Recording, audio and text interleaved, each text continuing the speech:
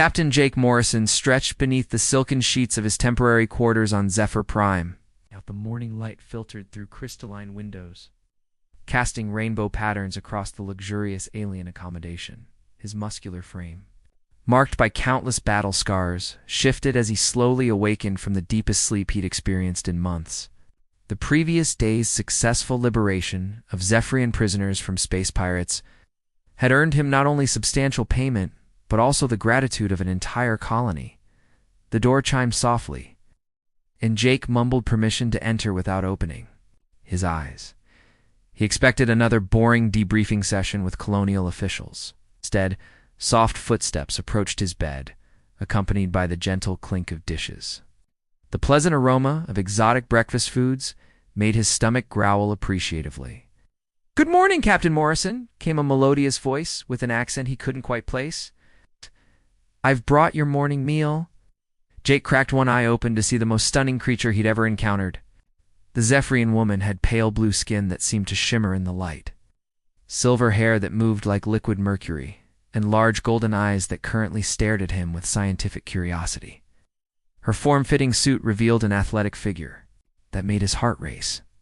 "Thank you, miss," Jake began, sitting up while keeping the sheet strategically positioned. "Neurovexis," she replied, setting the tray on a nearby table. "I'm part of the welcome committee for off-world visitors." Gaze drifted downward, and suddenly her eyes widened in absolute terror. "By the cosmic winds, there's a serpent creature beneath your coverings." Jake followed her horrified stare and couldn't help but chuckle. "Ma'am, I can assure you there's no serpent in my bed. But I saw it move." Nira backed toward the door, her skin now pulsing with bioluminescent alarm patterns. "It's some kind of parasitic organism. We must call medical immediately." Wait, Jake said, trying not to laugh at her genuine panic. "That's not a creature. It's just... Well, it's part of human male anatomy." Nira froze mid-retreat, her scientific mind clearly processing this information. "Part of your anatomy? It moves independently." "Sometimes, yes. It's a normal biological function, especially in the morning." Her terror slowly transformed into fascination as her researcher instincts took over. "Fascinating. I've studied human physiology, but clearly my education was incomplete." She moved closer again, her fear replaced by burning curiosity. "I ask you some questions. For scientific purposes, of course." Jake grinned, already captivated by this brilliant, beautiful alien woman. "I'd be happy to contribute to Zephyrian scientific knowledge." Their eyes met, and he saw his own growing interest reflected in her golden gaze. This assignment was definitely taking an intriguing turn. Nira returned an hour later with a fresh breakfast tray and a portable data recorder. Jake had dressed in comfortable civilian clothes, leaving his combat armor safely stored. The morning light made her silver hair gleam like starlight, and he found himself mesmerized by the way her bioluminescent patterns shifted with her emotions. "I hope you don't mind," she said, setting up her equipment with practiced efficiency. "But I'd like to document our discussion properly.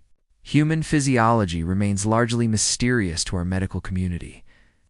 "Not at all," Jake replied, noting how she positioned herself closer to him than strictly necessary. "Though I'm curious about your background. You seem quite knowledgeable." For a welcome committee member, Nira's skin flushed with deeper blue patterns, which Jake was learning indicated embarrassment. "I may have understated my qualifications.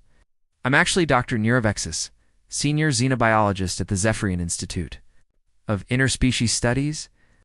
"So you've been studying me?" Jake asked, amused rather than offended. "Your species fascinates us," she admitted, activating her recorder. "Human adaptability and resilience exceed all theoretical models. Your presence here, for instance, completed a mission that 3 Zephyrian strike teams failed to accomplish." Jake leaned back in his chair, studying her expressive face. "What exactly would you like to know, Doctor?" she breathed, her scientific excitement evident. "Human muscle density, neural processing speed, your remarkable healing capabilities." Her voice dropped to a whisper in this morning's anatomical mystery. The air between them crackled with tension that had nothing to do with scientific inquiry. Jake stood slowly, closing the distance between them. Ow. Research can be very hands-on. Nira's recorder forgotten. She reached up to trace the scar along his jawline. Human skin is remarkably sensitive, she observed, her touch sending electricity through his nervous system. Zephyrian skin changes color with emotion, he replied, watching the aurora patterns dance across her features. What are these patterns? Mean, desire? She whispered as he cupped her face gently. Attraction, curiosity about intimate human behavior. Their first kiss was tentative, exploratory, two different species discovering unexpected compatibility. But as Nira's hands explored the contours of his chest, and Jake marveled at the silk-soft texture of her blue skin, scientific curiosity gave way to raw passion. They moved together toward the sleeping area, each touch a new discovery. Nira's bioluminescent patterns created a light show of pleasure, while Jake's gentle strength revealed layers of tenderness beneath his warrior. Exterior afterward, as they lay entwined, Nira traced circular patterns on his chest. My research methodology may be unorthodox, she murmured against his shoulder, but the results are conclusive. Jake chuckled, stroking her mercury hair. And what conclusion did you reach, Doctor? That human Zephyrian compatibility exceeds all expectations. Their tender moment was shattered by urgent alarms echoing throughout the building. The emergency klaxon's wail sent both Jake and Nira scrambling for their clothes.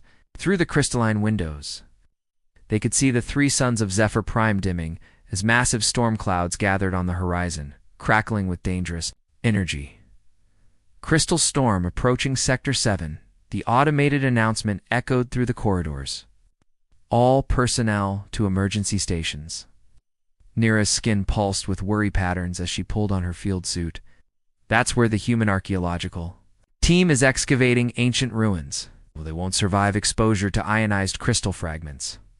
Jake was already donning his combat armor, the familiar weight settling across his shoulders like an old friend.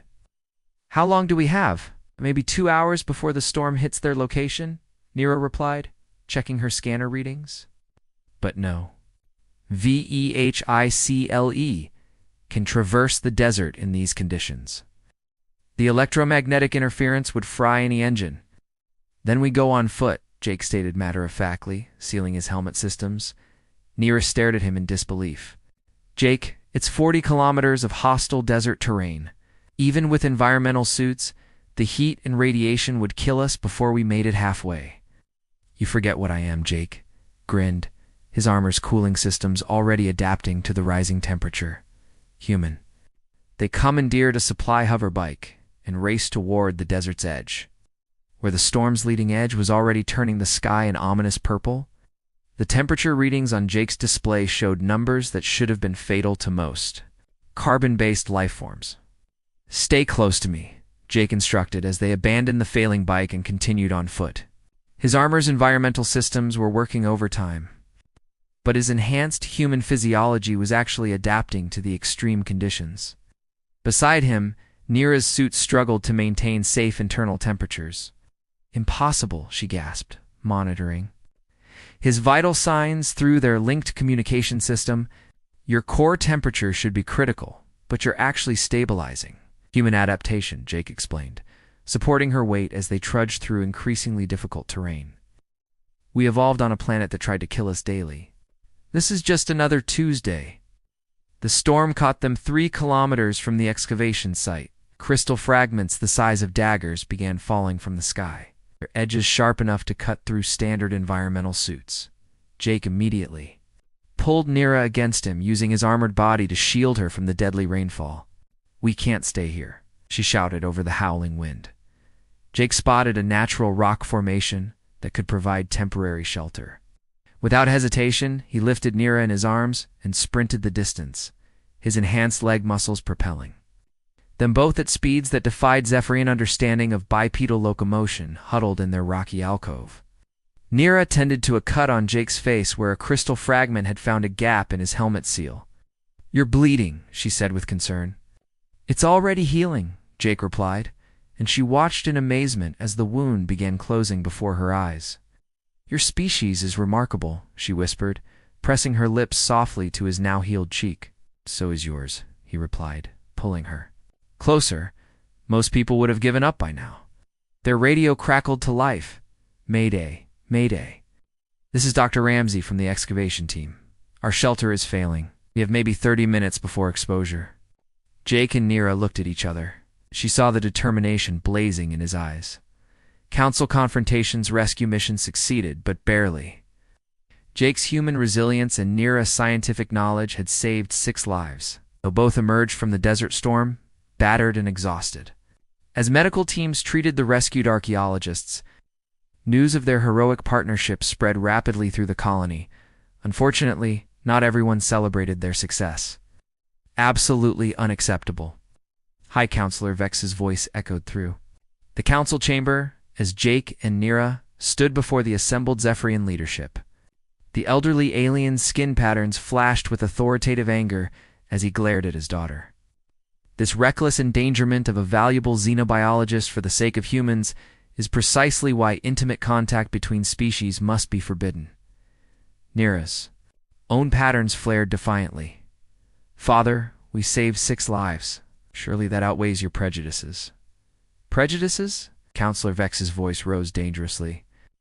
I'm protecting our people from contamination by inferior species. Humans are nothing but violent barbarians who solve everything through brute force.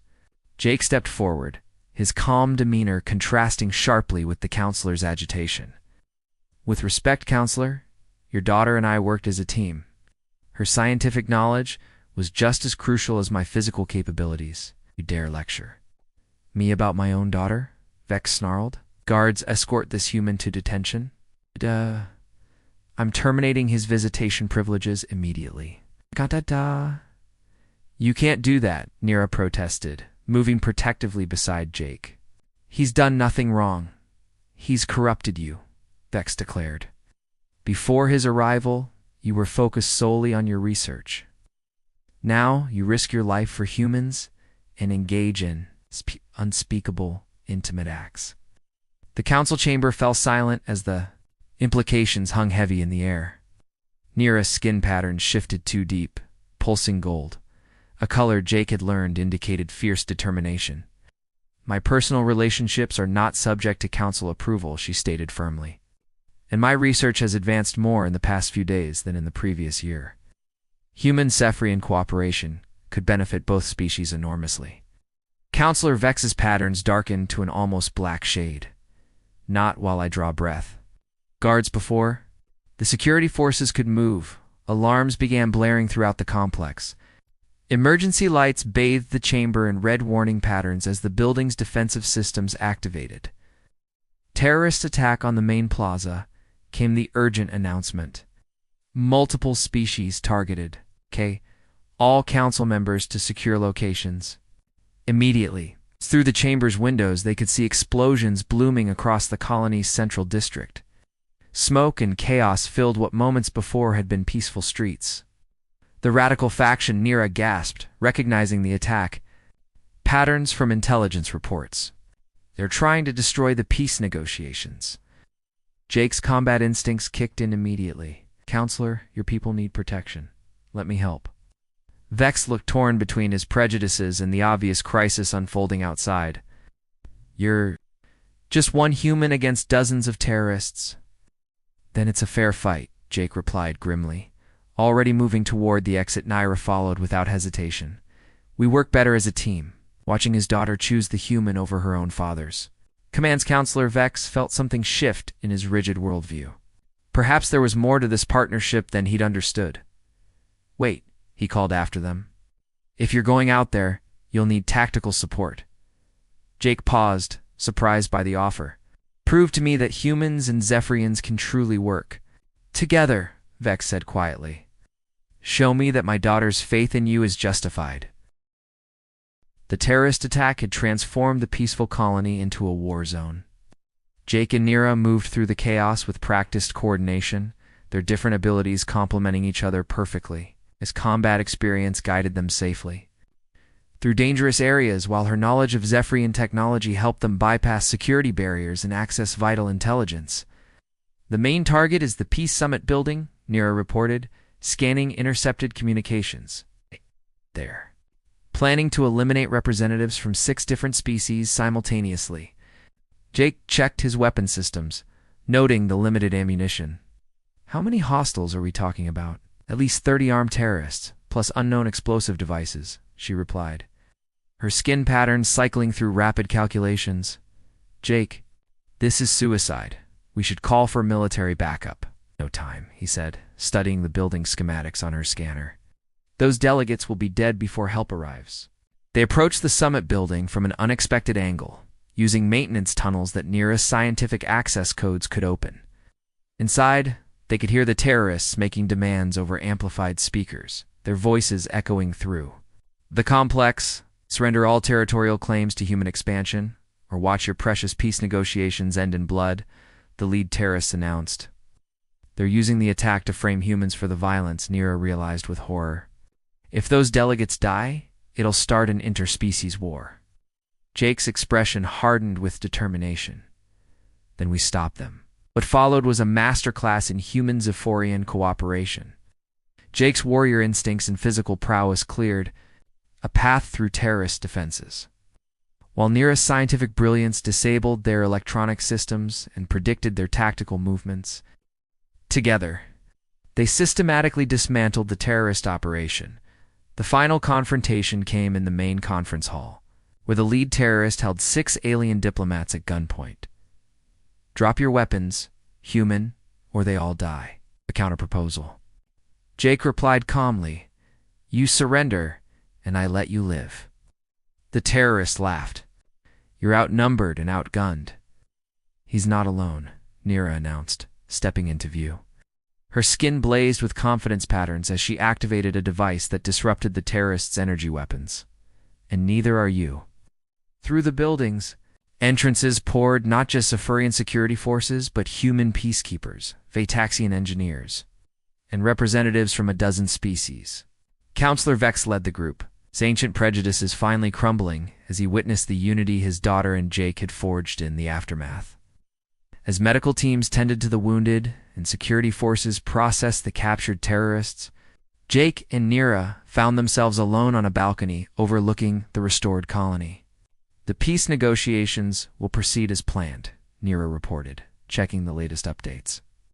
All species have agreed to enhanced cooperation protocols, including Zephyrians and humans, Jake asked, pulling her close. Especially Zephyrians. And humans, she confirmed, her skin glowing with warm satisfaction patterns. My father has formally endorsed interspecies partnerships.